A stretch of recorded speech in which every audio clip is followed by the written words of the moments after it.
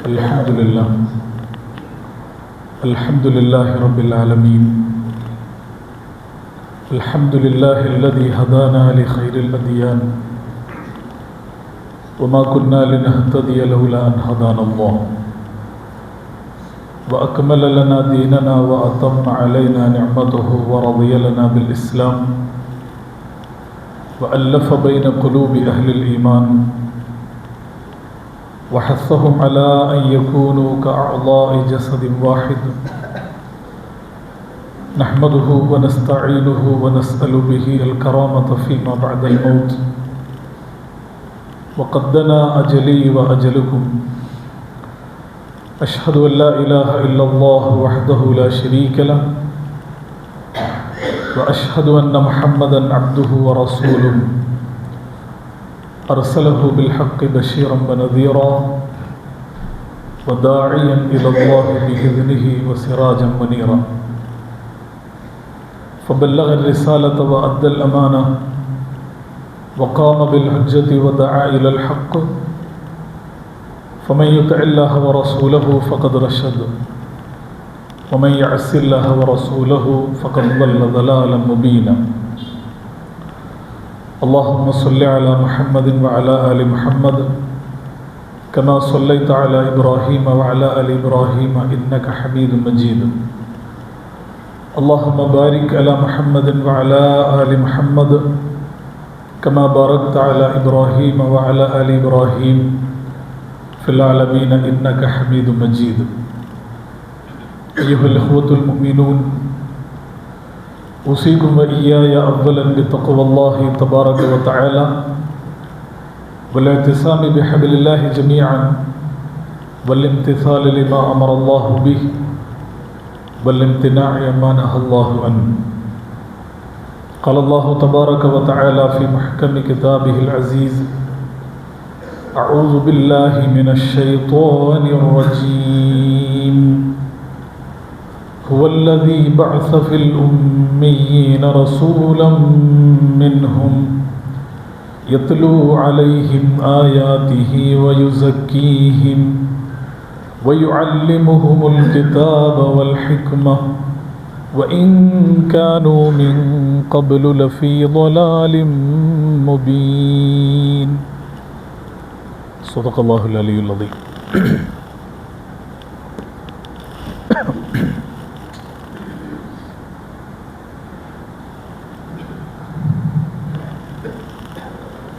സ്നേഹാദരണീയരായ അള്ളാഹുവിൻ്റെ ദീനിൻ്റെ മാർഗത്തിലെ സത്യവിശ്വാസികളായ സഹോദരന്മാരെ, സഹോദരികളെ, സർവ്വലോകരക്ഷിതാവായ അള്ളാഹു സുബ്ഹാനഹു വ തആലയുടെ ആജ്ഞാനിർദ്ദേശങ്ങൾ ജീവിതത്തിലുടനീളം പാലിച്ച് മുത്തഖികളായി ജീവിക്കണമെന്ന് ആദ്യമായി ഓരോരുത്തരെയും ഓർമ്മപ്പെടുത്തുകയാണ്. അള്ളാഹു സുബ്ഹാനഹു വ തആല അവൻ്റെ തൃപ്തിയിൽ ജീവിച്ച് മരിക്കുന്ന യഥാർത്ഥ മുത്തഖികളുടെ കൂട്ടത്തിൽ നാം ഏവരെയും ഉൾപ്പെടുത്തി അനുഗ്രഹിക്കുമാറാവട്ടെ. അവൻ്റെ ജന്നാത്തുൽ ഫിർദൗസിൽ ഇതുപോലെ ഒരുമിച്ച് കൂടാനുള്ള സൗഭാഗ്യം പടച്ച റബ്ബ് നമുക്കെല്ലാവർക്കും പ്രദാനം ചെയ്യുമാറാവട്ടെ. നമ്മൾ തമിഴിലാണ് ഇതുവരെ ഖുതുബ കേട്ടിരുന്നത്, ഇന്ന് മലയാളത്തിലാണ് ഇന്നത്തെ ഖുതുബ. എന്തായാലും മലയാളം നിങ്ങൾക്കെല്ലാവർക്കും അറിയും എന്നാണ് ഞാൻ വിചാരിക്കുന്നത്. പരിശുദ്ധമായ റമളാൻ അതിൻ്റെ ആദ്യത്തെ പകുതി അവസാനിക്കാൻ വേണ്ടി പോവുകയാണ്. റമളാനിലേക്ക് നമ്മൾ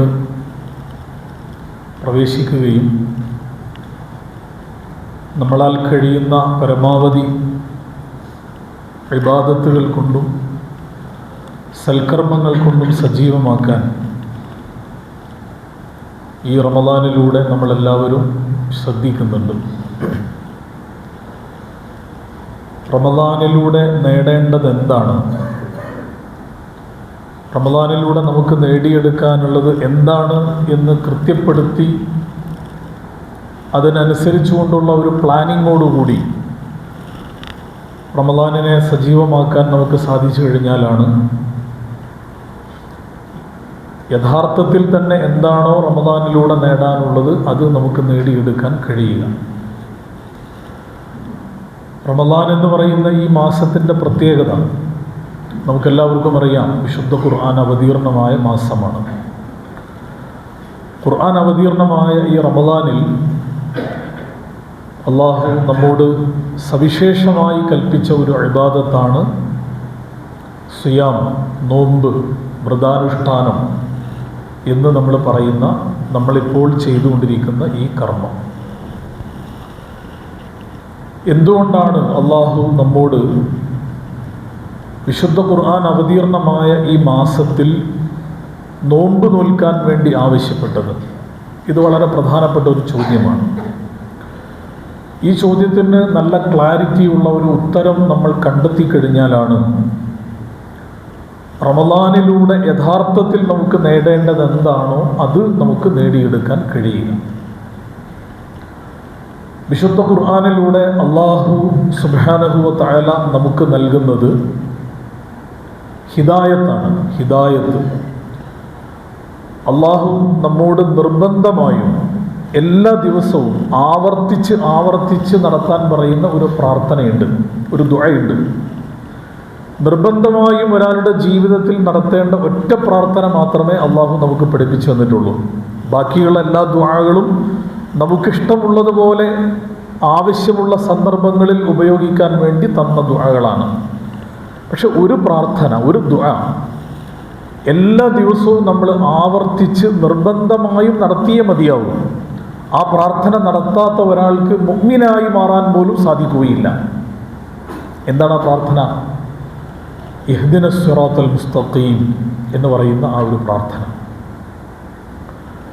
ഒരു ദിവസം ഏറ്റവും ചുരുങ്ങിയത് നമ്മൾ 17 തവണ 5 സമയങ്ങളിലായി 17 തവണ നമ്മൾ ആവർത്തിച്ച് ഈ പ്രാർത്ഥന നമ്മൾ ഉരുവിട്ടുകൊണ്ടിരിക്കുന്നുണ്ട്.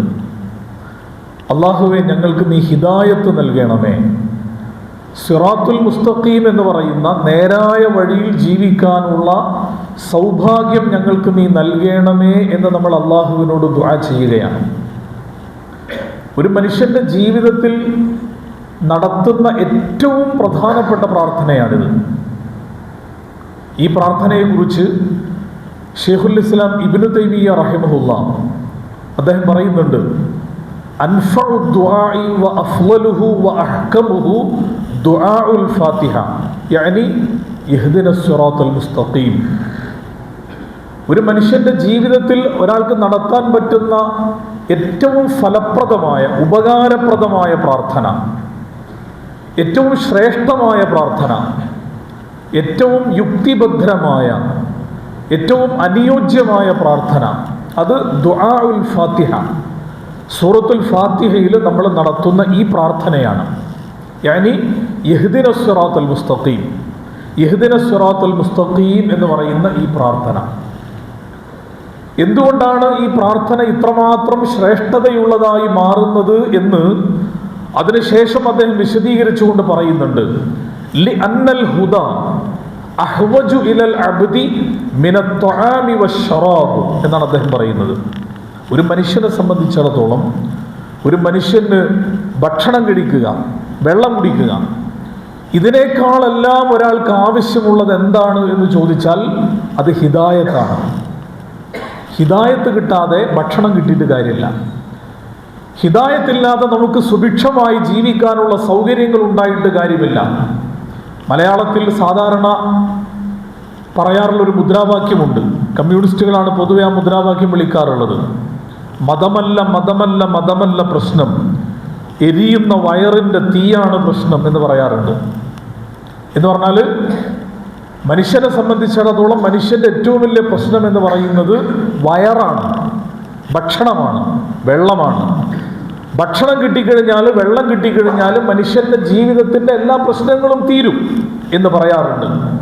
പക്ഷേ യഥാർത്ഥത്തിൽ അങ്ങനെ പറയുമ്പോൾ അത് മനുഷ്യൻ ആരാണ്, നമ്മൾ ആരാണ് എന്ന് മനസ്സിലാക്കാതെ നടത്തുന്ന ഒരു പരാമർശമാണത്. മനുഷ്യൻ എന്ന് പറഞ്ഞാൽ നമ്മുടെ റോഡുകളിലൂടെ നടന്നു പോകുന്ന നാൽക്കാലികളെ പോലെയുള്ള ഒരു ജീവിയല്ല. അങ്ങനത്തെ ഒരു അവസ്ഥയിലേക്ക് മനുഷ്യൻ അധപ്പതിച്ചു പോകുമെന്ന് വിശുദ്ധ ഖുർആൻ ഒരിടത്ത് പറയുന്നുണ്ട്. വലഖദ് ദറഅനാ ലിജഹന്നമ കസീറൻ മിനൽ ജിന്നി വൽ ഇൻസ് ലഹും ഖുലൂബുൻ ലാ യഫ്ഖഹൂന ബിഹാ വലഹും അഅ്യുനുൻ ലാ യുബ്സിറൂന ബിഹാ വലഹും ആദാനുൻ ലാ യസ്മഊന ബിഹാ ഉലൈക കൽ അൻആമി ബൽ ഹും അളൽ വഉലൈക ഹുമുൽ ഗാഫിലൂൻ എന്ന് ഖുർആൻ പറയുന്നുണ്ട്.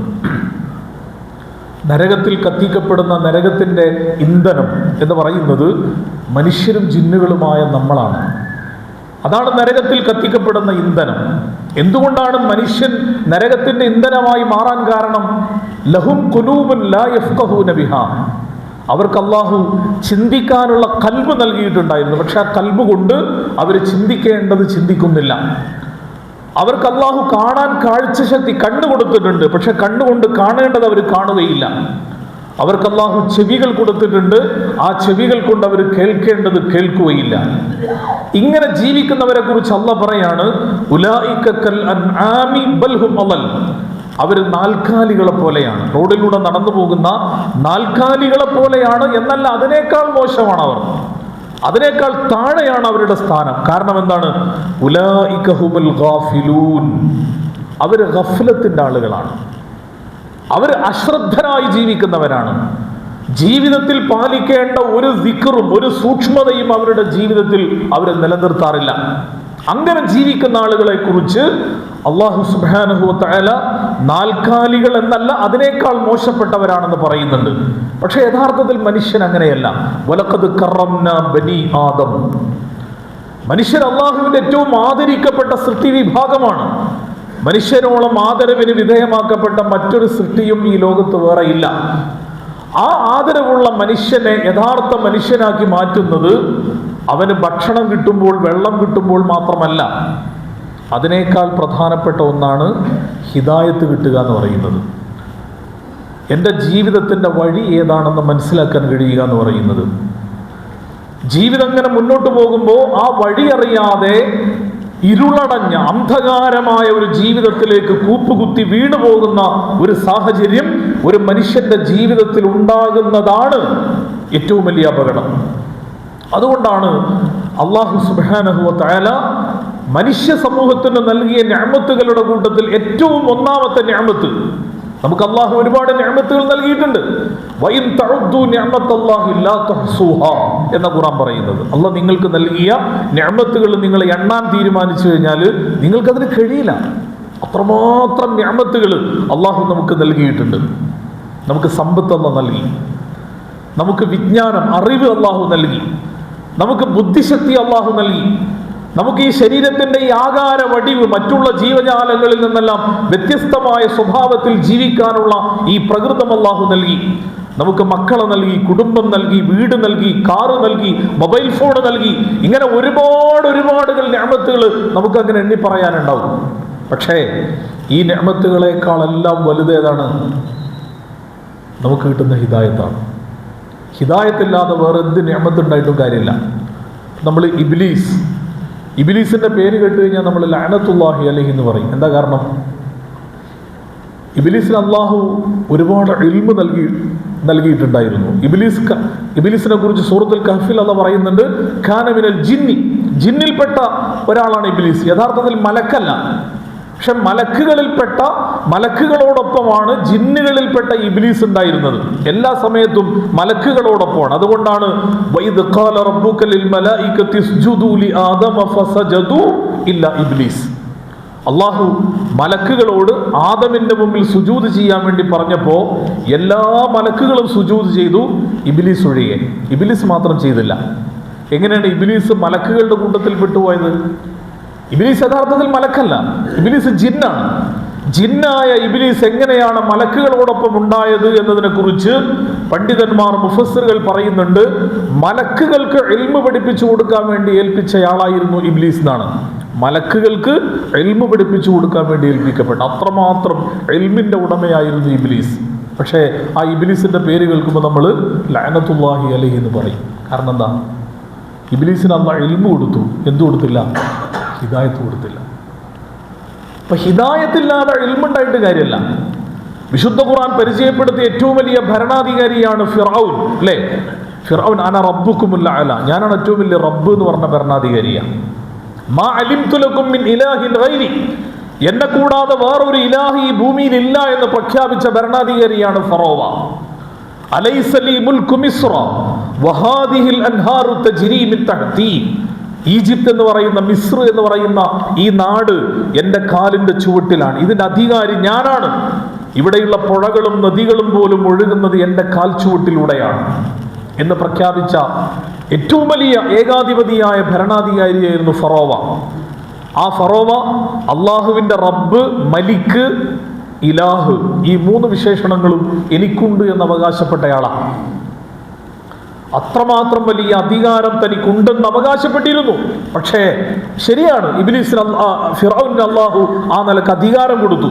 പക്ഷേ ആ അധികാരത്തിൻ്റെ കൂടെ അള്ളാഹു ഫിർഔനിന് ഹിദായത്ത് കൊടുത്തില്ല. അപ്പം ഹിദായത്തില്ലാതെ അധികാരം കിട്ടിയിട്ട് കാര്യമില്ല എന്ന് ഈ ലോകത്തിൻ്റെ മുമ്പിൽ തെളിയിച്ച ഭരണാധികാരിയാണ് ഫറോവ. ആ ഫറോവയുടെ കാലത്ത് ജീവിച്ച ഏറ്റവും വലിയ സമ്പന്നനാണ് ഖാറൂൻ.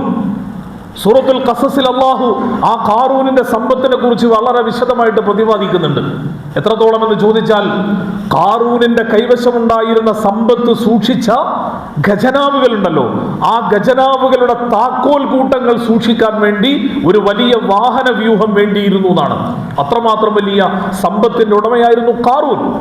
പക്ഷെ ഖാറൂൻ അല്ലാഹു ഹിദായത്ത് കൊടുത്തില്ല. ഒരുപാട് പണം കൊടുത്തു, പക്ഷെ ഹിദായത്ത് കൊടുത്തില്ല. ഫിറഔന്റെ തന്നെ കാലഘട്ടത്തിൽ ജീവിച്ച മറ്റൊരാളാണ് ഹാമാൻ. ഹാമാൻ എന്ന് പറഞ്ഞാൽ ഭയങ്കര ശാരീരികമായ കരുത്തുള്ള, സിഹത്തുള്ള, ആരോഗ്യ ദൃഢഗാത്രനായ ഒരു സൈന്യാധിപനായിരുന്നു ഹാമാൻ. ഹാമാനിന് അള്ളാഹു നല്ല ആരോഗ്യം കൊടുത്തു, ഒരു സൈന്യത്തെ നയിച്ചു കൊണ്ടുപോകാനുള്ള ശേഷി നൽകി. പക്ഷേ ഹാമാനിന് അള്ളാഹു ഹിദായത്ത് കൊടുത്തില്ല. അപ്പൊ ഹിദായത്തില്ലാതെ നമ്മുടെ ജീവിതത്തിൽ വേറെ എന്തുണ്ടായിട്ടും കാര്യമില്ല. ഏറ്റവും മർമ്മപ്രധാനമായത് ഹിദായത്താണ്. ആ ഹിദായത്താണ് നമുക്ക് ഒന്നാമതായും ലഭ്യമാവേണ്ടത്. ആ ഹിദായത്ത് നമുക്ക് എവിടെ നിന്നാണ് കിട്ടുക? ആ ഹിദായത്ത് നമുക്ക് കിട്ടേണ്ടത് അള്ളാഹുവിന്റെ ഖുർആനിൽ നിന്നാണ്. അതുകൊണ്ടാണ് നമ്മൾ ഈ പ്രാർത്ഥന ഇഹ്ദിനസ് സിറാത്തൽ മുസ്തഖീം സിറാത്തൽ ലദീന അൻഅംത അലൈഹിം ഗൈറിൽ മഗ്ദൂബി അലൈഹിം വലദ്ദാല്ലീൻ എന്ന് നമ്മൾ പ്രാർത്ഥിച്ചതിന് ശേഷം നമ്മൾ ഖുർആനിൽ രണ്ടാമത് ഓതുന്ന സൂറത്തുൽ ബഖറയാണ്. സൂറത്തുൽ ബഖറ ആരംഭിക്കുന്നത് എങ്ങനെയാ? അലിഫ് ലാം മീം ദാലികൽ കിതാബു ലാ റൈബ ഫീഹി ഹുദൽ ലിൽ മുത്തഖീൻ എന്ന് പറഞ്ഞാൽ നമ്മൾ പിന്നെ ഖുർആൻ ഓതുന്നത് അല്ലേ? എന്താ പറയുന്നത്? ദാലികൽ കിതാബു ലാ റൈബ ഫീഹി ഹുദൽ ലിൽ മുത്തഖീൻ. നിങ്ങൾ ഒരു മുത്തഖിയാവാൻ ആഗ്രഹിക്കുന്നുണ്ടോ? മുത്തഖിയാവാൻ ആഗ്രഹിക്കണം. നമ്മളൊരു സംഗതി ആഗ്രഹിക്കാതെ അല്ലാഹു നമുക്ക് വെറുതെ തരൂല. ഇന്നല്ലാഹ ലാ യുഗയ്യിറു മാ ബിഖൗമിൻ ഹത്താ യുഗയ്യിറു മാ ബിഅൻഫുസിഹിം എന്നാണ്. ഒരാൾ സ്വയം മാറാൻ തയ്യാറാകാത്തിടത്തോളം അള്ളാഹു ഒരാളെയും മാറ്റുകയില്ല. എനിക്ക് ചില പോരായ്മകളുണ്ട്, കുറവുകളുണ്ട്, അതൊക്കെ മാറണം. ഞാൻ നല്ലയാളായി മാറണം. എൻ്റെ ജീവിതത്തിൻ്റെ എല്ലാ പ്രശ്നങ്ങളും പരിഹരിച്ച് ഒരു നല്ല മനുഷ്യനായിട്ട് ഞാൻ മാറണം എന്ന് ആഗ്രഹിക്കാത്തിടത്തോളം അള്ളാഹു നമ്മളെ മാറ്റുകയില്ല. അതുകൊണ്ട് നിങ്ങളൊരു മുത്തഖിയായി ജീവിക്കാൻ വേണ്ടി ആഗ്രഹിക്കുന്നുണ്ടോ എങ്കിൽ അള്ളാഹുവിൻ്റെ ഖുർആൻ നമുക്ക് ഹിദായത്താണ് നൽകുന്നത്. ഒരു നല്ല മുത്തഖിയായി, ഒരു നല്ല മനുഷ്യനായി ഈ ഭൂമി ലോകത്ത് എങ്ങനെയാണ് ജീവിക്കാൻ കഴിയുക എന്ന് അല്ലാഹു സുബ്ഹാനഹു വ തആല അവന്റെ ഖുർആനിലൂടെ നമ്മളെ പഠിപ്പിക്കുകയാണ് ചെയ്യുന്നത്. ആ ഖുർആനിലൂടെയാണ് നമുക്ക് ഹിദായത്ത് ലഭ്യമാവേണ്ടത്. ഇന്ന ഹാദൽ ഖുർആന യഹ്ദി ലില്ലതി ഹിയ അഖ്വം എന്ന് ഖുർആൻ പറയുന്നുണ്ട്. ഏറ്റവും നേരായ, നിങ്ങൾക്ക് ഒരാൾക്കും അങ്ങനത്തെ ഒരു ഹിദായത്ത് കാണിച്ചു തരാൻ പറ്റൂല. കമ്മ്യൂണിസത്തിനോ ക്യാപിറ്റലിസത്തിനോ ഡ്രാവിനിസത്തിനോ ഹെഗനിസത്തിനോ ഫ്രോയിഡിസത്തിനോ മെറ്റീരിയലിസത്തിനോ എത്തീസത്തിനോ ലിബറലിസത്തിനോ ഇങ്ങനെ നമ്മുടെ കൂട്ടത്തിൽ നമ്മളെ സ്വാധീനിക്കുന്ന എന്തെല്ലാം ചിന്താഗതികളുണ്ടോ അതിനൊന്നും നിങ്ങളുടെ ജീവിതത്തിന്റെ യഥാർത്ഥ വഴി കാണിച്ചു തരാൻ കഴിയില്ല. അത് കാണിച്ചു തരാൻ നമ്മളെ സൃഷ്ടിച്ച പടച്ച റബ്ബിന് മാത്രമേ കഴിയൂ.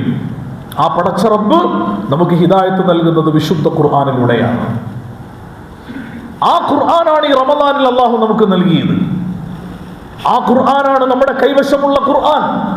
ആ ഖുർആൻ നമ്മുടെ കൈവശം ഉണ്ടായിരിക്കെ റസൂലുള്ളാഹി സ്വല്ലല്ലാഹു അലൈഹി വസല്ലം ഒരു ഹദീസിൽ പറയുന്നുണ്ട്, യൂഷികു യഅതി അലൈക്കും സമാൻ, നിങ്ങൾക്കൊരു കാലം വരാനുണ്ട്. എന്താ കാലത്തിന്റെ പ്രത്യേകത എന്നറിയോ? ലാ യബ്ഖാ മിനൽ ഇസ്ലാമി ഇല്ല ഇസ്മുഹു വലാ യബ്ഖാ മിനൽ ഖുർആനി ഇല്ലാ റസ്മുഹു മസാജിദുഹും ആമിറത്തുൻ ഫഹിയ ഖറാബുൻ അനിൽ ഹുദാ ഉലമാഉഹും ശർറു മൻ തഹത അദീമിസ് സമാ മിൻ ഇൻദിഹിം തഖ്റുജുൽ ഫിത്ന വഫീഹിം തഊദ് എന്ന് റസൂൽ പഠിപ്പിക്കുന്നുണ്ട് സല്ലല്ലാഹു അലൈഹി വസല്ലം. എന്താ റസൂൽ പറയുന്നത്? ഒരു കാലം നിങ്ങൾക്ക് വരാൻ പോവാണ്. ആ കാലത്ത് നിങ്ങൾ ജീവിക്കുമ്പോൾ 4 കാര്യങ്ങൾ നിങ്ങൾക്ക് കാണാം. ഒന്ന്, ലാ യബ്ഖാ മിനൽ ഇസ്ലാമി ഇല്ല ഇസ്മുഹു, ഇസ്ലാം അതിൻ്റെ പേരിൽ മാത്രം അവശേഷിക്കുന്ന ഒരു കാലമായിരിക്കും. മുസ്ലിം പേരിൽ ഒരുപാട് മനുഷ്യന്മാരുണ്ടാവും. അവരെ തട്ടിത്തടഞ്ഞ് നടക്കാൻ പറ്റാത്ത വിധം മുസ്ലിങ്ങൾ ഉണ്ടാവും. പക്ഷേ അവരുടെ ജീവിതത്തിൽ നിങ്ങൾക്ക് ഇസ്ലാമിനെ കാണാൻ പറ്റൂല. പ്രാക്ടിക്കൽ മുസ്ലിങ്ങളാവൂല. ജീവിതത്തിൽ ഇസ്ലാമില്ലാതെ പേര് മുഹമ്മദ്, അഹമ്മദ്, ഫാത്തിമ, ഖദീജ എന്നൊക്കെ നല്ല മനോഹരമായ പേരുകളുള്ള ഒരുപാട് മനുഷ്യന്മാരുണ്ടാവും. പക്ഷേ അവരുടെ ജീവിതത്തിൽ ഇസ്ലാം ഉണ്ടാവില്ല.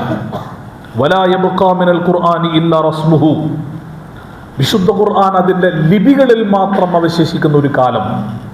ഖുർആനിന്റെ കോപ്പികൾ ധാരാളം ഉണ്ടാവും. അപ്പൊ നമ്മൾ ഈ ജുമഅക്ക് നിസ്കരിക്കാൻ വേണ്ടി പള്ളിയിൽ വന്നാൽ ഇവിടെ അലമാറയിൽ അടുക്കി വെച്ച മുസ്ഹഫുകളുടെ എണ്ണം ഇവിടെ നിസ്കരിക്കാൻ വേണ്ടി വരുന്ന ആളുകളുടെ എണ്ണത്തേക്കാൾ കൂടുതലുണ്ടാവും. അത്രമാത്രം മുസ്ഹഫുകൾ ഉണ്ടാവും. പക്ഷേ ജീവിതത്തിൽ ഖുർആൻ ഉണ്ടാവില്ല. ജീവിതത്തിൽ ഖുർആൻ കാണാൻ പറ്റില്ല. ഖുർആൻ വെറും ഗ്രന്ഥങ്ങളിൽ മാത്രം അവശേഷിക്കുന്ന ഒരു കാലമായി മാറുന്നതാണ്. മൂന്നാമതും നാലാമതും പറയുന്നത് പള്ളികളെ കുറിച്ചാണ്. മൂന്നാമത് പറയുന്നത് മസ്ജിദിനെ കുറിച്ച്. മസാജിദുഹും ആമിറത്തുൻ ഫഹിയ ഖറാബുൻ അനിൽ ഹുദാ, മസ്ജിദുകൾ വലിയ ആകാശം മുട്ട മിനാരങ്ങളുള്ള അമ്പരചുംബികളായ വലിയ ബിൽഡിങ്ങുകൾക്ക് പള്ളി എന്ന് പേരുണ്ടായിരിക്കും. പക്ഷേ ഫഹിയ ഖറാബുൻ അനിൽ ഹുദാ, അവിടുന്ന് ഹിദായത്ത് കിട്ടൂല. ഹിദായത്ത് കിട്ടാത്ത വെറും കെട്ടിടങ്ങൾ മാത്രമായി പള്ളികൾ ചുരുങ്ങിപ്പോകുന്ന കാലം. ആകാശത്തിന്റെ ചൂട്ടിൽ ഏറ്റവും മോശപ്പെട്ട വിഭാഗം ആലിമീങ്ങളായി, ഉലമാക്കളായി മാറുന്ന കാലം. എല്ലാ കുഴപ്പങ്ങളും അവരുണ്ടാക്കുക, എല്ലാ കുഴപ്പങ്ങളും അവസാനം ചെന്ന് അവരിൽ അവസാനിക്കും ചെയ്യും എന്ന് റസൂലുള്ളാഹി സ്വല്ലല്ലാഹു അലൈഹി വസല്ലം പഠിപ്പിക്കുക. ഞാൻ പറഞ്ഞത് ലാ യബ്ഖാ മിനൽ ഖുർആനി ഇല്ലാ റസ്മുഹു, ഖുർആൻ അതിൻ്റെ ലിപികളിൽ മാത്രം അവശേഷിക്കുന്ന ഒരു കാലം. ഇത് സംഭവിക്കാൻ പാടില്ല. ഖുർആൻ അതിൻ്റെ ലിപികളിൽ അല്ല അവശേഷിക്കേണ്ടത്, നമ്മുടെ ജീവിതത്തിലാണ്. നമ്മുടെ ജീവിതത്തിൽ ഖുർആൻ ഇല്ലാതെ പോയി കഴിഞ്ഞാൽ പിന്നെ വേറെ എവിടെ ഉണ്ടായിട്ട് കാര്യമില്ല. ഷഹീദ് സയ്യിദ് ഖുത്ബ് റഹിമഹുല്ലാ, അദ്ദേഹത്തിന് വളരെ മനോഹരമായ ഒരു ഖുർആൻ വ്യാഖ്യാന ഗ്രന്ഥമുണ്ട്. ഫീ ദിലാലിൽ ഖുർആൻ എന്നാണ് എൻ്റെ പേര്. മലയാളത്തിൽ അത് ഖുർആന്റെ തണലിൽ എന്ന പേരിൽ പ്രസിദ്ധീകരിച്ചിട്ടുണ്ട്. തമിഴിലുണ്ടോ ഇല്ലെന്ന് എനിക്കറിയില്ല. മലയാളത്തിൽ അതുണ്ട്. ഫീ ദിലാലിൽ ഖുർആൻ എന്നാണ് അതിൻ്റെ അറബിയിലുള്ള പേര്. ഒരു ഖുർആൻ വ്യാഖ്യാന ഗ്രന്ഥത്തിന് നൽകാൻ പറ്റുന്ന ഏറ്റവും മനോഹരമായ പേര്.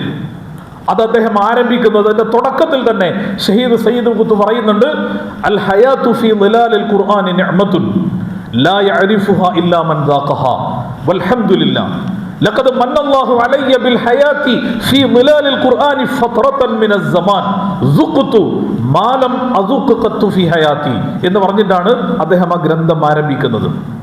അൽ ഹയാത്തു ഫീ ദിലാലിൽ ഖുർആനി നിഅമത്തുൻ, അള്ളാന്റെ ഖുർആനിന്റെ തണലിലുള്ള ജീവിതം എന്ന് പറയുന്നത് ഏറ്റവും വലിയ നിഅമത്താണ്. അതിനേക്കാൾ വലിയൊരു നിഅമത്ത് നിങ്ങളുടെ ജീവിതത്തിൽ വേറെ നിങ്ങൾക്ക് കിട്ടാനില്ല. ഖുർആന്റെ തണലിൽ ജീവിക്കാൻ വേണ്ടി കഴിയാം. ഖുർആനിന്റെ ആ അതിന്റെ ഒരു ഛായയിൽ നമ്മുടെ ജീവിതം അങ്ങനെ മുന്നോട്ട് കൊണ്ടുപോവുക, അതാണ് ഒരു മനുഷ്യന്റെ ജീവിതത്തിൽ ഏറ്റവും വലിയ നിഅമത്ത് എന്ന് പറയുന്നത്. എന്ന് അദ്ദേഹം പറയാം, ലാ യഅലമുഹാ ഇല്ലാ മൻ ദാഖഹാ, അത് അനുഭവിച്ചവനല്ലാതെ അതിനൊരിക്കലും മനസ്സിലാക്കാൻ കഴിയില്ല. അത് അനുഭവിച്ചെങ്കിൽ മാത്രമേ ആ ഖുർആനിന്റെ തണലിലുള്ള ജീവിതം ഒരു നിഅമത്തായിട്ട് ഫീൽ ചെയ്യുള്ളൂ, നമുക്ക് അനുഭവപ്പെടുകയുള്ളൂ എന്ന് അദ്ദേഹം പറയാം. വീണ്ടും അദ്ദേഹം തുടരാണ്, വൽഹംദുലില്ലാഹ് ലഖദ് മന്നല്ലാഹു അലയ്യ ബിൽ ഹയാത്തി ഫീ ദിലാലിൽ ഖുർആനി ഫത്രതൻ മിനസ് സമാൻ, എൻ്റെ ജീവിതത്തിലെ വളരെ ചെറിയ ഒരു കാലഘട്ടം ഖുർആന്റെ തണലിൽ ജീവിക്കാനുള്ള സൗഭാഗ്യം അള്ളാഹു എനിക്ക് നൽകിയിട്ടുണ്ടായിരുന്നു. സുഖ്തു മാ ലം അസുഖ് ഖത്തു ഫീ ഹയാത്തി, എൻ്റെ ജീവിതത്തിൽ ഞാൻ ഇത്രമാത്രം ആസ്വദിച്ച ഒരു കാലം വേറെ ഉണ്ടായിട്ടില്ല എന്നാ. എൻ്റെ ജീവിതത്തിൽ ഞാൻ ഇത്രമാത്രം ആസ്വദിച്ച ഒരു കാലം വേറെ എൻ്റെ ജീവിതത്തിൽ കഴിഞ്ഞു പോയിട്ടില്ല എന്നാണ് അദ്ദേഹം പറയുന്നത്. ഇത് പറയുമ്പോൾ ആരാണ് ഷഹീദ് സയ്യിദ് ഖുത്ബ് എന്ന് കൂടി മനസ്സിലാക്കി കഴിഞ്ഞാലാണ് ഈ പറയുന്നതിൻ്റെ ഒരു അന്തസ്സത്ത നമുക്ക് മനസ്സിലാക്കാൻ പറ്റുള്ളൂ. ഷഹീദ് സയ്യിദ് ഖുത്ബ് എന്ന് പറഞ്ഞാൽ 10ാമത്തെ വയസ്സിൽ ഖുർആൻ ഹിഫ്ലാക്കിയ ഹാഫിളായ ഒരു ചെറിയ കുട്ടിയാണ്. അവിടുന്ന് അങ്ങോട്ട് വളർന്നു വലുതായി ഉപരിപഠനത്തിന് അമേരിക്കയിൽ പോയി, അവിടെ പോയി പഠിച്ച് ജോലി ചെയ്ത് കുറേ കാലം അവിടെ ജീവിച്ച് തൻ്റെ ഏകദേശം ഒരു 54-55 വയസ്സുള്ള സമയത്താണ് അദ്ദേഹം തൻ്റെ സ്വന്തം നാടായ ഈജിപ്തിലേക്ക് തിരിച്ചു വരുന്നത്. അങ്ങനെ ഈജിപ്തിലേക്ക് തിരിച്ചു വന്നതിന് ശേഷം അവിടെ ഷഹീദ് ഹസനുൽ ബന്നയുടെ നേതൃത്വത്തിൽ അൽ ഇഖ്വാനുൽ മുസ്ലിമൂൻ എന്ന് പറയുന്ന ഇസ്ലാമിക പ്രസ്ഥാനം രൂപീകരിച്ച് അതിന്റെ പ്രവർത്തനങ്ങൾ നടന്നുകൊണ്ടിരിക്കുന്ന കാലമാണ്. ആ കാലത്താണ് അദ്ദേഹം തന്റെ നാട്ടിലേക്ക് തിരിച്ചു വരുന്നത്. തിരിച്ചു വന്ന അദ്ദേഹം ഇഖ്വാന്റെ പ്രവർത്തകനായി മാറുകയാണ്. അങ്ങനെ ഇഖ്വാന്റെ പ്രവർത്തകനായി മാറി ഈജിപ്തിൽ ഇസ്ലാമിക പ്രവർത്തനങ്ങൾക്ക് നേതൃത്വം നൽകി അദ്ദേഹം ആ നാട്ടിൽ ആകെ ജീവിച്ചത് കേവലം 15 കൊല്ലമാണ്, അല്ലെങ്കിൽ 14 കൊല്ലമാണ്. ആ 14 വർഷക്കാലത്തെ കുറിച്ചാണ് അദ്ദേഹം പറയുന്നത്, എൻ്റെ ജീവിതത്തിൽ ഞാൻ ഏറ്റവും കൂടുതൽ ആസ്വദിച്ച കാലമെന്ന്. പക്ഷേ ആ കാലം അദ്ദേഹം ഏറ്റവും കൂടുതൽ ചെലവഴിച്ച എവിടെയെന്നറിയോ? ജയിലിനകത്താണ്. അതിക്രൂരമായ പീഡനങ്ങൾ. സൈനബുൽ ഖസാലി എന്ന് പറയുന്ന ആ കാലത്ത് ജീവിച്ച ഒരു മഹാപ്രതിഭയുണ്ട്. അവരുടെ ഒരു പുസ്തകമുണ്ട്, ജയിൽ അനുഭവങ്ങൾ എന്ന പേരിൽ. എന്ന് പറഞ്ഞാൽ അവർ ഈജിപ്തിൽ അനുഭവിച്ച അങ്ങേറ്റത്തെ ക്രൂരമായ മർദ്ദനങ്ങളുടെയും പീഡനങ്ങളുടെയും ഒക്കെ കഥകൾ പറയുന്ന പുസ്തകം. ആ പുസ്തകത്തിൽ ആ ജയിലുകളുടെ ഭീകരമായ അവസ്ഥ നമ്മൾക്ക് കാണാൻ കഴിയും. ആ ജയിലിൽ ഏറ്റവും ക്രൂരമായ പീഡനങ്ങൾ അനുഭവിച്ച് അവസാനം തന്നെ 60-ാമത്തെ വയസ്സിൽ ഷഹീദാകുന്നത് വരെയുള്ള ആ കാലഘട്ടത്തെ കുറിച്ചാണ് അദ്ദേഹം പറയുന്നത്, എൻ്റെ ജീവിതത്തിൽ ഞാൻ ഏറ്റവും കൂടുതൽ ആസ്വദിച്ച കാലമെന്ന്, ഞാൻ ഏറ്റവും കൂടുതൽ അനുഭവിച്ച കാലമെന്ന്. ഇന്ത്യ രാജ്യത്ത് മുസ്ലിം ഉമ്മത്ത് വലിയ തോതിലുള്ള പരീക്ഷണങ്ങളിലൂടെ, പ്രതിസന്ധികളിലൂടെ കടന്നുപോയിക്കൊണ്ടിരിക്കുന്ന ഒരു കാലത്താണ് നമ്മൾ ജീവിക്കുന്നത്. അതോടൊപ്പം തന്നെ നമ്മൾ തൊട്ടടുത്ത് ഫലസ്തീനിൽ, ഗസയിൽ ആ ജനങ്ങൾ എങ്ങനെയാണ് ഇസ്രയേലിന്റെയും സയനിസത്തിന്റെയും ഭീകരമായ അക്രമങ്ങളെ അതിജയിച്ചുകൊണ്ട് മുന്നോട്ട് പോകുന്നത് എന്നതും നമ്മൾ കണ്ടുകൊണ്ടിരിക്കുകയാണ്. എങ്ങനെ അവർ അതിജയിക്കുന്നത്? എന്താണ് ഗസയിലുള്ള ജനങ്ങളുടെ കരുത്തെന്താണ്? അവര് അള്ളാഹുവിന്റെ ഖുർആന്റെ തണലിൽ ജീവിക്കുന്നവരാ. വിശുദ്ധ ഖുർആന്റെ തണലിൽ ആ ജനത ജീവിക്കാൻ വേണ്ടി തീരുമാനിച്ചപ്പോ 1,00,000-ഓളം വരുന്ന ആളുകൾ, നിരപരാധികളായ സ്ത്രീകളും കുട്ടികളും ഉൾപ്പെടെയുള്ള പാവപ്പെട്ട മനുഷ്യര് ഷഹീദായി. ഗസ എന്ന് പറയുന്ന ആ മണ്ണിന്റെ ഏകദേശം 90% നശിച്ചുപോയി. എല്ലാം പ്രത്യക്ഷത്തിൽ ഭൗതികമായ അർത്ഥത്തിൽ തകർന്നു എന്ന് പറയുമ്പോഴും ആ ജനതയെ ലോകത്തിന് തോൽപ്പിക്കാൻ കഴിയുന്നില്ല. അവര് ജയിച്ചുകൊണ്ട് മുന്നേറാം. എങ്ങനെയാണ് അവർക്ക് ജയിക്കാൻ കഴിയുന്നത് എന്ന് ചോദിച്ചാൽ അതിന്റെ ഉത്തരം ആ ജനത ഫീ ളിലാലിൽ ഖുർആൻ, അള്ളാഹുവിന്റെ ഖുർആന്റെ തണലിൽ ജീവിച്ചുകൊണ്ടിരിക്കുകയാണ്. ഖുർആന്റെ തണലിൽ ജീവിക്കുവാൻ ഇന്ത്യയിലെ മുസ്ലിം ഉമ്മത്തിന് കഴിയുമോ എന്ന ചോദ്യമാണ് യഥാർത്ഥത്തിൽ ഈ റമദാൻ നമ്മോട് ചോദിക്കേണ്ട ഏറ്റവും പ്രധാനപ്പെട്ട ചോദ്യം. വിശുദ്ധ ഖുർആന്റെ തണലിൽ നമുക്ക് ജീവിക്കാൻ കഴിയുമോ? വിശുദ്ധ ഖുർആൻ നമുക്ക് കാണിച്ചു തരുന്ന ഹിദായത്ത് നെഞ്ചേറ്റിക്കൊണ്ട് ഈ കാലഘട്ടത്തിന്റെ പ്രതിസന്ധികളെ അഭിമുഖീകരിക്കുവാൻ മുസ്ലിം ഉമ്മത്തിന് കഴിയുമോ? ഇതാണ് ഈ റമദാൻ യഥാർത്ഥത്തിൽ നമ്മോട് ചോദിക്കേണ്ട ചോദ്യം.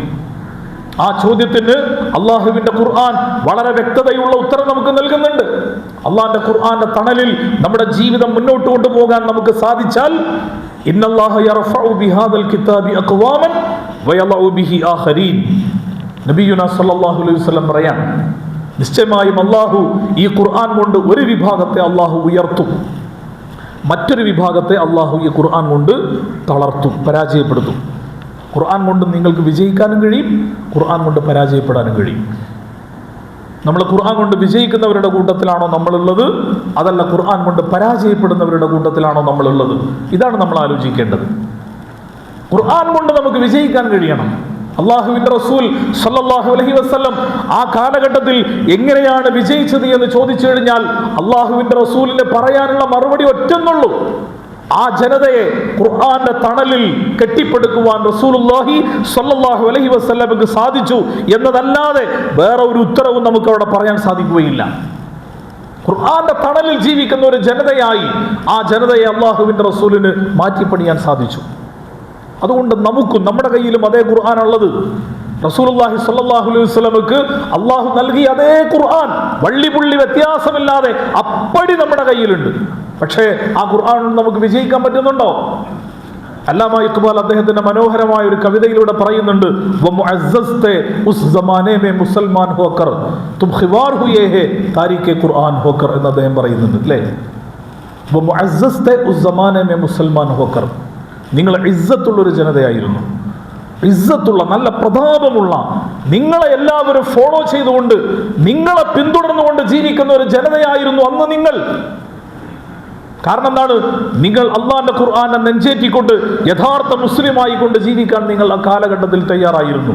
തും ഖിവാർ ഹുയേ ഹേ താരിഖെ ഖുർആൻ ഹോക്കർ. പക്ഷെ ഇന്ന് നിങ്ങൾ അങ്ങേറ്റം അധപ്പതനത്തിന്റെ ഭീകരമായ പടുകുഴിയിലേക്ക് നിങ്ങൾ എടുത്തെറിയപ്പെട്ടു. കാരണം എന്താണ്? താരിഖെ ഖുർആൻ ഹോക്കർ. നിങ്ങൾ ഖുർആനെ കൈയൊഴിഞ്ഞു. അള്ളാന്റെ ഖുർആൻ നമ്മുടെ കയ്യിലില്ല. വിശുദ്ധ ഖുർആനെ നെഞ്ചേറ്റിക്കൊണ്ട് ഖുർആനിന്റെ തണലിൽ ജീവിക്കുവാൻ മുസ്ലിം ഉമ്മത്ത് തയ്യാറില്ല. അങ്ങനെ തയ്യാറില്ലാത്ത ഒരു ജനതയെ പടച്ച തമ്പുരാൻ ഒരു കാരണവശാലും വിജയിപ്പിക്കുകയില്ല, ഒരു കാരണവശാലും അള്ളാഹു വളർത്തുകയില്ല. അതുകൊണ്ട് റസൂലുള്ളാഹി സ്വല്ലല്ലാഹു അലൈഹി വസല്ലം ആ കാലഘട്ടത്തിൽ അത്ഭുതകരമായ വിജയത്തിന്റെ ജൈത്രയാത്ര നടത്തി ആ ജനതയെ കൈപ്പിടിച്ചുയർത്തി. എങ്ങനെ എന്ന് ചോദിച്ചാൽ അതിന്റെ ഉത്തരം അള്ളാഹുവിന്റെ ഖുർആൻ അവരുടെ കയ്യിലുണ്ടായിരുന്നു എന്നുള്ളതാണ്. ഫലാ തുതിൽ കാഫിരീന വജാഹിദുഹും ബിഹി ജിഹാദൻ കബീറ എന്ന് അള്ളാഹുവിന്റെ റസൂലിനോട് അള്ളാഹു കൽപ്പിക്കുന്നുണ്ടല്ലോ. നിങ്ങൾ സത്യനിഷേധികളെ അനുസരിക്കാൻ പാടില്ല. ഇസ്ലാമിനെ തകർക്കാൻ വേണ്ടി ശ്രമിക്കുന്ന, ഇസ്ലാമിനെ അപകടപ്പെടുത്താൻ വേണ്ടി എല്ലാ ശ്രമങ്ങളും നടത്തി അതിനുവേണ്ട കുതന്ത്രങ്ങൾ മെനഞ്ഞുകൊണ്ടിരിക്കുന്നവരെ എല്ലാം നിങ്ങൾ ഫോളോ ചെയ്യേണ്ടത്. നിങ്ങൾ വജാഹിദുഹും ബിഹി ജിഹാദൻ കബീറ, ഈ ഖുർആൻ ഉയർത്തിപ്പിടിച്ചുകൊണ്ട് നിങ്ങൾ ജിഹാദ് ചെയ്യുക. വിശുദ്ധ ഖുർആൻ ഉയർത്തിപ്പിടിച്ചുകൊണ്ട് ഈ കാലഘട്ടത്തിന്റെ ഇസ്ലാമികമായ ദൗത്യം നിങ്ങൾ നിർവഹിക്കാൻ തയ്യാറാവണം. മുസ്ലിം ഉമ്മത്ത്, ഇവിടെ ഇരിക്കുന്ന ഞാനും നിങ്ങളും ഉൾപ്പെടെയുള്ള ഈ ഉമ്മത്ത് ഈ റമദാനിനെ സാക്ഷി നിർത്തിക്കൊണ്ട് നമ്മൾ ചോദിക്കേണ്ട ചോദ്യം ആരോടുമല്ല, നമ്മളോട്, ഞാൻ എന്നോട് ചോദിക്കേണ്ട ചോദ്യം, വിശുദ്ധ ഖുർആനെ നെഞ്ചേറ്റിക്കൊണ്ട് ജീവിക്കാൻ ഞാൻ തയ്യാറുണ്ടോ? ഞാൻ തയ്യാറുണ്ടോ? ഉണ്ട് എന്ന മറുപടി പറയാൻ എനിക്കും നിങ്ങൾക്കും ഓരോരുത്തർക്കും സാധിച്ചു കഴിഞ്ഞാൽ ഈ ഉമ്മത്ത് പരാജയപ്പെടില്ല, ഈ ഉമ്മത്ത് മുന്നോട്ട് പോകും. അതാണ് ഇസ്ലാമിന്റെ ചരിത്രം നമ്മളെ പഠിപ്പിക്കുന്നത്. അതാണ് വർത്തമാന കാലഘട്ടത്തിന്റെ ഗസ ഉൾപ്പെടെയുള്ള നമ്മെ വല്ലാതെ അതിശയിപ്പിക്കുന്ന വർത്തമാന കാലഘട്ടത്തിന്റെ സംഭവങ്ങൾ പോലും നമ്മളെ പഠിപ്പിക്കുന്നത് അതാണ്. ഗസയിലെ കുട്ടികൾ ഈ സർജറി നടത്തുമ്പോൾ, അപകടത്തിൽപ്പെട്ട് വേദനയിൽ പുളയുന്ന കുഞ്ഞുങ്ങൾക്ക് സർജറി നടത്തുമ്പോൾ ആ സർജറി നടത്താൻ അനസ്തേഷ്യ കൊടുക്കണമല്ലോ. പക്ഷെ അനസ്തേഷ്യ കൊടുക്കാൻ അവിടെ മരുന്നില്ല. അനസ്തേഷ്യക്ക് പകരുമ്പോൾ കുട്ടികൾ എന്താ ചെയ്യാന്നറിയോ? അവർ ഖുർആൻ ഓതും. അവർ ഖുർആൻ ഓതിക്കൊണ്ടിരിക്കുമ്പോൾ അവരുടെ ഓപ്പറേഷൻ നടത്തും. ആ കുട്ടികൾ അറിയില്ല. ഇതൊന്നും നടന്നുകൊണ്ടിരിക്കുന്നതാ, നമ്മൾ ജീവിച്ചുകൊണ്ടിരിക്കുന്ന ഈ കാലഘട്ടത്തിൽ സംഭവിച്ചുകൊണ്ടിരിക്കുന്നതാ. ഇതാണ് ഖുർആൻ. ഈ ഖുർആനാണല്ലോ നമ്മുടെ കയ്യിലുള്ളത്. ആ ഖുർആൻ നമ്മുടെ ജീവിതത്തിൽ എന്ത് പരിവർത്തനങ്ങൾ ഉണ്ടാക്കുന്നു? വിശുദ്ധ ഖുർആൻ യഥാർത്ഥത്തിൽ ആ കാലഘട്ടത്തിൽ ഉണ്ടായ മാറ്റം നമ്മുടെ ജീവിതത്തിൽ ഉണ്ടാക്കുന്നുണ്ടോ എന്നാണ് നമ്മൾ ചോദിക്കേണ്ടത്. ഞാൻ ആദ്യം ഓതി കേൾപ്പിച്ച ആയത്തിൽ അള്ളാഹ് പറയുന്നുണ്ടല്ലോ, വല്ലദീ ബഅസ ഫിൽ ഉമ്മയ്യീന റസൂലൻ മിൻഹും. അല്ലാഹു സുബ്ഹാനഹു വ തആല അല്ലാഹുവിന്റെ റസൂലായി നബി സല്ലല്ലാഹു അലൈഹി വസല്ലമയെ അവരിൽ തന്നെ, അവരുടെ കൂട്ടത്തിൽ ജീവിച്ച, അവരോടൊപ്പം ഉണ്ടായിരുന്ന ഉമ്മിയായ ആ റസൂലിനെ റസൂലായി കൊണ്ട് അല്ലാഹ് നിയോഗിച്ചു. എന്താ റസൂൽ അവരുടെ കൂട്ടത്തിൽ വന്ന് ചെയ്തത്? യത്ലു അലൈഹിം ആയാതിഹി വയുസക്കീഹിം വയുഅല്ലിമുഹുൽ കിതാബ വൽ ഹിക്മ വഇൻ കാനൂ മിൻ ഖബ്ലു ലഫീ ളലാലിൽ മുബീൻ. അവർ ലലാലത്തിലായിരുന്നു. അതിനു മുമ്പ് ഹിദായത്ത് കിട്ടിയിട്ടുണ്ടായിരുന്നില്ല. ലലാലത്തിന്റെ എല്ലാ അപകടങ്ങളും, ജാഹിലിയത്തിന്റെ എല്ലാ അട്ടിപ്പേറുകളും, എല്ലാ ഫാഹിഷാത്തുകളും, എല്ലാ മുൻകറാത്തുകളും, എല്ലാ സയ്യാത്തുകളും, എല്ലാ ഫുജൂറുകളും അവരുടെ ജീവിതത്തിൽ ഒരു മടിയുമില്ലാതെ ചെയ്തുകൊണ്ട് ജീവിച്ച ഒരു ജനത. ആ ജനതയിലേക്ക് അല്ലാഹുവിന്റെ റസൂൽ യത്ലു അലൈഹിം ആയാതിഹി വയുസക്കീഹിം വയുഅല്ലിമുഹുൽ കിതാബ വൽ ഹിക്മ, അള്ളാഹുവിന്റെ വേദഗ്രന്ഥത്തിന്റെ അധ്യാപനങ്ങൾ ഓതിക്കൽപ്പിച്ച് അവരെ തസ്കിയത്ത് ചെയ്തെടുത്തു. വിശുദ്ധ ഖുർആൻ അധ്യാപനങ്ങൾ അവർക്ക് പഠിപ്പിച്ചു കൊടുത്തു. ഖുർആന്റെ വിശദാംശങ്ങൾ അള്ളാഹുവിന്റെ റസൂലിന്റെ ഹദീസുകളിലൂടെ അവർക്ക് മനസ്സിലാക്കി കൊടുത്തു. അപ്പോ ആ ജനത ലലാലത്തിൽ നിന്ന് ഹിദായത്തിലേക്ക് വഴിമാറി. അതാണ് ആ ജനതയുടെ വിജയം. ആ ഖുർആനല്ലേ നമ്മുടെ കയ്യിലുള്ളത്? അതാണ്, ആ ഖുർആൻ തന്നെയാണ് നമ്മുടെ കയ്യിലുള്ളത്. അതുകൊണ്ട് ആ ഖുർആൻ കൊണ്ട് നമുക്ക് മുന്നോട്ട് പോകണം. ആ ഖുർആൻ കൊണ്ട് മുന്നോട്ട് പോകാനുള്ള ഒരു പ്രതിജ്ഞ ഈ റമദാനിൽ നമ്മൾ എടുത്തുകൊണ്ട് ഈ റമദാനോട് നമ്മൾ വിട പറയണം. അതല്ലെങ്കിൽ റസൂൽ പറഞ്ഞല്ലോ, വകം മിൻ സ്വായിമിൻ ലൈസ മിൻ സിയാമിഹി ഇല്ലല്ലാഹ് വകം മിൻ ഖായിമിൻ ലൈസ മിൻ ഖിയാമിഹി ഇല്ല സഹർ. എത്ര നോമ്പുകാരാണ് അവർ പട്ടിണി കിടന്നു എന്നതല്ലാണ്ട് ഒരു കാര്യം അവർക്ക് ഉണ്ടായിട്ടില്ല. രാവിലെ മുതൽ വൈകുന്നേരം വരെ വെള്ളം കുടിച്ചിട്ടില്ല, ഭക്ഷണം കഴിച്ചിട്ടില്ല, ശരിയാ. പക്ഷെ വേറൊന്നുമില്ല, വേറൊന്നും അവർക്ക് നേടാൻ കഴിഞ്ഞിട്ടില്ല. അവർ ഖിയാമുൽ ലൈൽ, രാത്രി തറാവീഹ് നിസ്കാരത്തിനുണ്ടായിരുന്നു. അവർ ഉറക്കൊഴിച്ച് തറാവീഹ് നിസ്കരിച്ചു എന്നതല്ലാതെ വേറൊരു കാര്യം ഉണ്ടായിട്ടില്ല എന്ന് പറയുന്ന ആ കൂട്ടത്തിൽ നമ്മൾ ഉണ്ടാകാൻ പറ്റൂല. അസ്സലാമു അലൈക യാ റമളാൻ എന്ന് പറഞ്ഞ് റമളാനിനോട് നമ്മൾ വിട പറയുമ്പോൾ വിശുദ്ധ ഖുർആൻ നമ്മുടെ മുമ്പിൽ സമർപ്പിച്ചിട്ടുള്ള ആ ഹിദായത്ത് നെഞ്ചേറ്റിക്കൊണ്ട് ഖുർആനിനോടൊപ്പം സഞ്ചരിച്ചുകൊണ്ട് മുന്നോട്ട് പോകാൻ നമുക്ക് സാധിക്കണം. റബ്ബ് സുബ്ഹാനഹു വ തആല നമുക്കെല്ലാവർക്കും അതിന് തൗഫീഖ് നൽകി അനുഗ്രഹിക്കുമാറാവട്ടെ.